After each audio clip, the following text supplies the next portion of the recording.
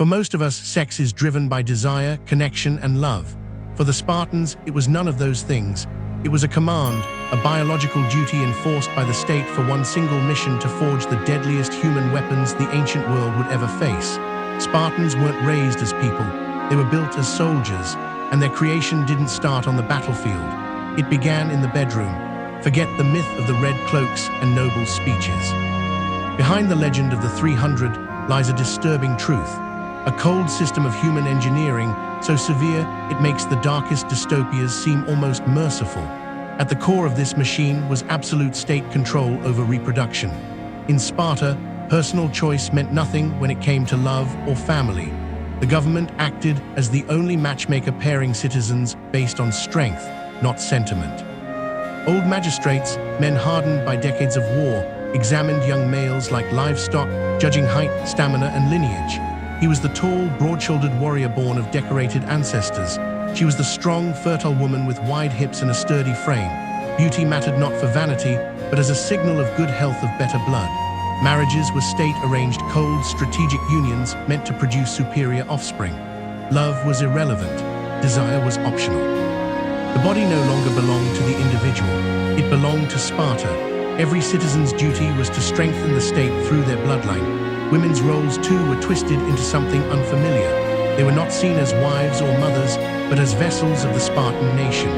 Their worth came from their ability to bear strong, healthy children. From an early age, Spartan girls trained not for combat, but for childbirth. They ran, wrestled, and threw javelins, all to condition their bodies to carry warriors. Their will didn't matter, their bodies did. They were taught that their battlefield was the birthing bed, and their greatest honor was to bring forth a future soldier. But this system went even further into realms that seem almost monstrous today. What happened when a celebrated warrior's wife couldn't conceive, or when she gave birth to weak children? What if elsewhere lived a woman of exceptional health married to an older, less impressive man? Sparta had an answer, a chilling clause in its social code. It allowed, even encouraged, a strong warrior to father a child with another man's wife. It wasn't seen as adultery, it was civic duty. A woman's womb could be loaned in service of the state, and often her husband agreed. Producing a strong child, even by another man, was considered an honor to the household and to Sparta itself. Concepts like love or fidelity were crushed beneath the boots of state eugenics. The goal wasn't happiness, it was perfection of the bloodline. And so when a Spartan child was finally born, it wasn't a time of celebration, it was a test. The newborn wasn't placed in its mother's arms, but taken to a grim place called the gathering hall. There, a group of aged warriors known as the Jerusia awaited countless battles and looked at life through the eyes of death. They examined each infant without emotion. Naked and trembling, the baby was inspected from head to toe. Its legs, its spine, its cry, every flaw, every sign of weakness could seal its fate. It wasn't cruelty for cruelty's sake. To Spartan logic, it was necessity. They were small warrior castes surrounded by enemies and enslaved helots who outnumbered them 10 to 1. In such a world, weakness meant danger, not just for one child, but for the entire state. A frail infant wasn't just a burden, it was a threat. Mercy today could mean destruction tomorrow. Sparta's creed was survival through strength. No exceptions. The council's decision was final. There was no appeal. If the baby passed the test, it was returned to its family, not as a son, but as a future soldier already belonging to the state. From the moment he drew his first breath, a Spartan child's destiny was already decided.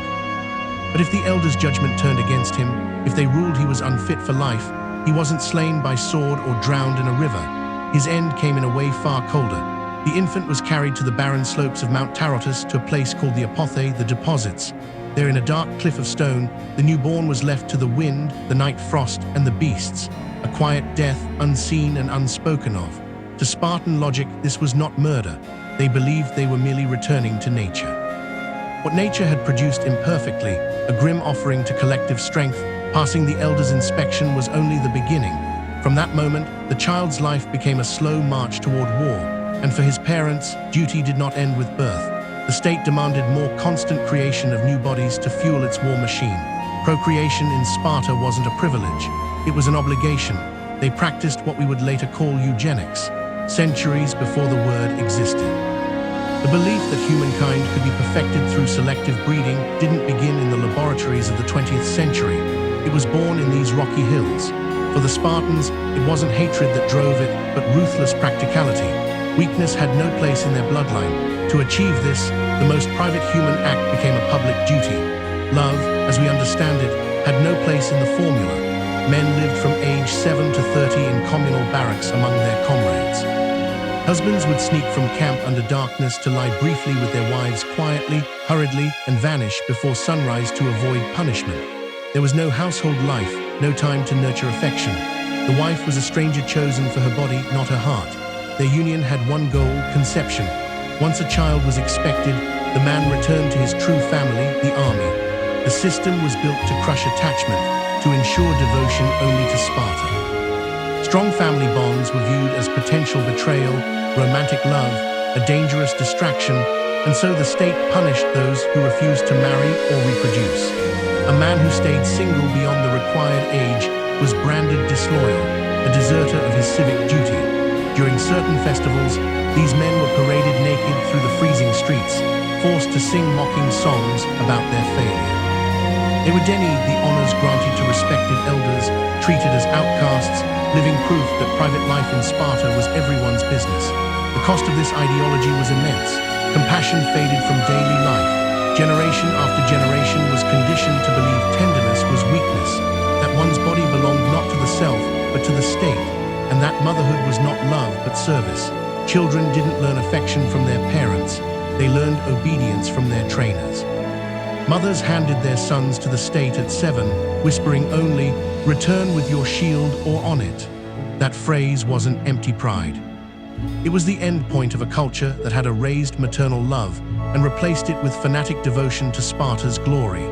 If reproduction was the forging and inspection, the testing, then at 7 years old came assembly, the true creation of the weapon. The state that engineered his birth now came to claim ownership. This was the beginning of the AOG, the harshest and most effective training program ever devised by humankind. It was a system that shattered children and rebuilt them in the image of the perfect warrior. Picture it, you are 7, torn from the only warmth you've known. Your mother doesn't weep, she simply hands you over. From that moment, your new family is your ageler, your training unit, your cold barracks. Your father becomes an instructor, not to teach reading or writing, but endurance. You will not live in a home again until you are 30, and by then the word home will mean nothing. The first lesson of the Agog was simple and merciless. Comfort is the enemy. The Spartan boy slept on a bed he had to make himself. Reeds torn by hand from the banks of the Euphrates River, no knife allowed. His only clothing was a single rough tunic, the same garment for the burning summers and the freezing winters. And above everything else, he was always hungry. The rations were intentionally meager, a slow starvation planned with mathematical precision. Yet this deprivation wasn't just cruelty, it was strategy. The boys were ordered to make up the difference on their own through theft. In Sparta, stealing wasn't a vice, it was a lesson. It honed stealth, patience, and daring. A warrior who couldn't slip unseen into an enemy camp and steal food was worthless. So the boys learned to move like shadows through their own city, scavenging for scraps like wolves. But if you were caught, the punishment was merciless. You'd be flogged without pity, not for the act itself, but for being foolish enough to get caught. The sin was incompetence, not theft. The message cut deep. Success justifies everything. Failure has no excuse. On the battlefield, being caught meant death, not just for you, but for everyone beside you. The Agogi made sure that lesson was branded into flesh. This wasn't simply training soldiers, it was manufacturing predators. Fast, sharp, calculating, stripped of ordinary morality. In their world, right and wrong dissolved into one question. Did you succeed or not? They learned to lie, to vanish, to read weakness, and to obey without hesitation. They were indeed brothers, but brothers bound by pain, rivalry, and fear.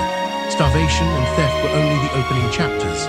The next lessons were far darker, designed to break the child's mind before rebuilding it. The human body adapts quickly to hunger, cold, and blows. But the real war of the Aeoga was waged inside the skull. Sparta didn't just need muscle.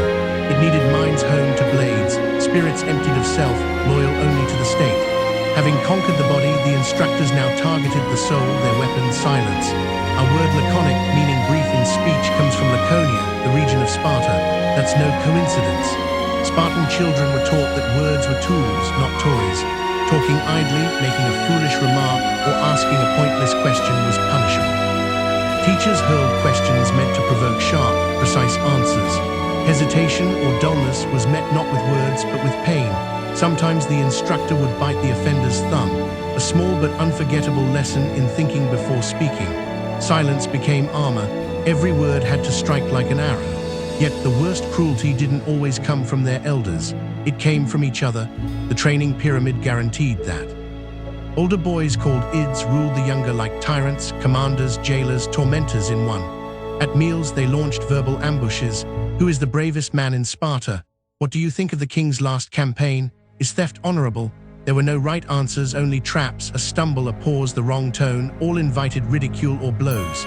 Humiliation was public, constant, and deliberate. This was not random bullying. It was institutionalized cruelty. State-designed system to forge minds that could stay cold under interrogation or chaos.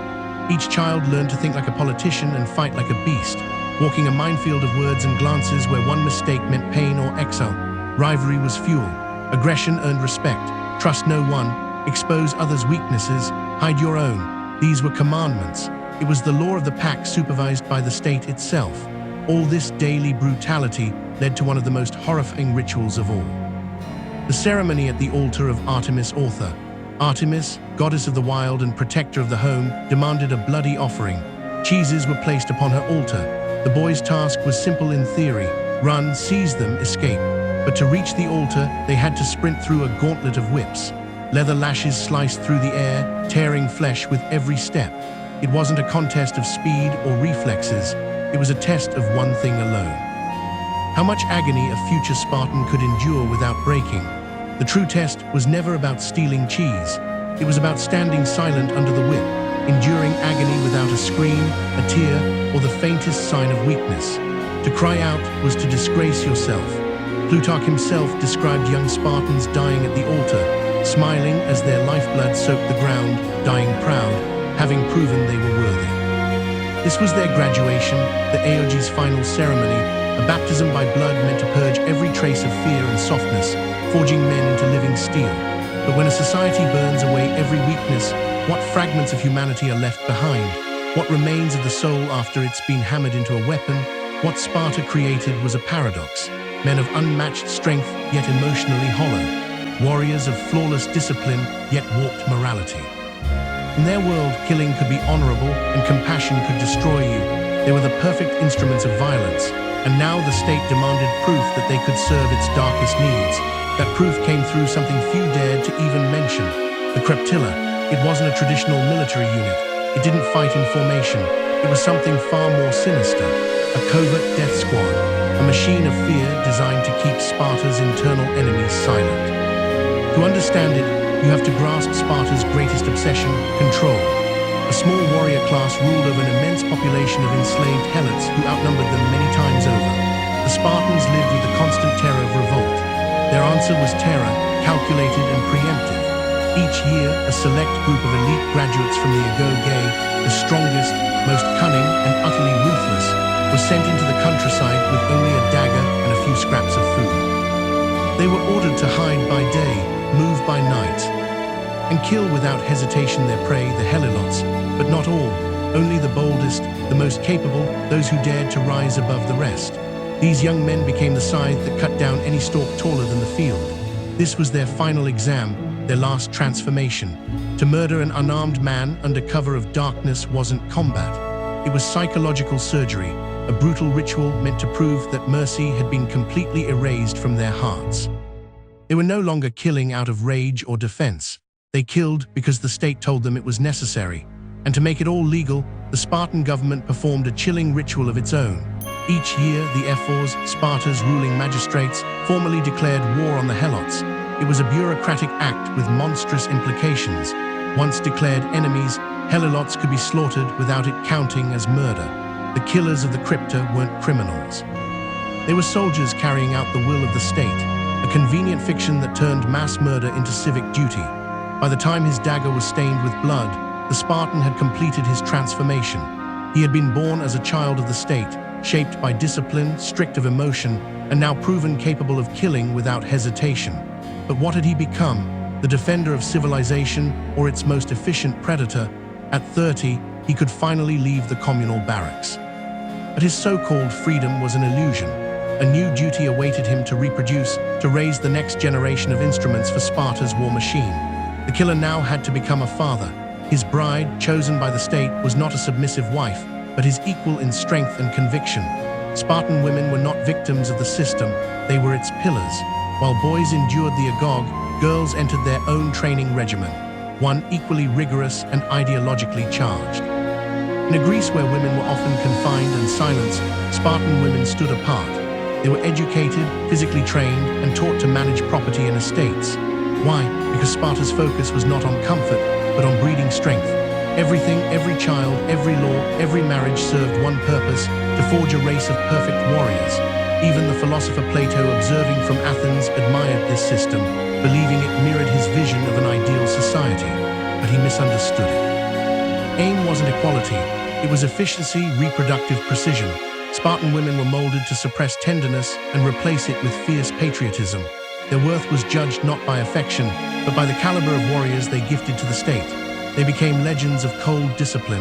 A Spartan mother handing her son his shield before battle would tell him, "Return with it or upon it." When news of defeat reached the city, other Greek mothers wept. Spartan mothers demanded to know only one thing. Did we win? One tale tells of a woman who killed her own son for returning home in disgrace. They weren't passive bystanders. They were the guardians of Spartan ideology itself.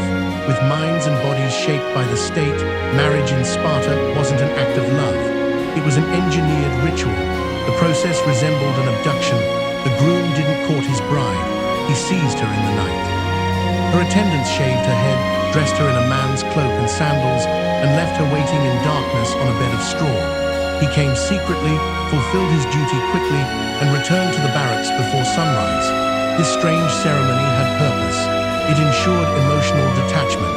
It kept domestic affection from interfering with military loyalty by making their meetings brief and secret.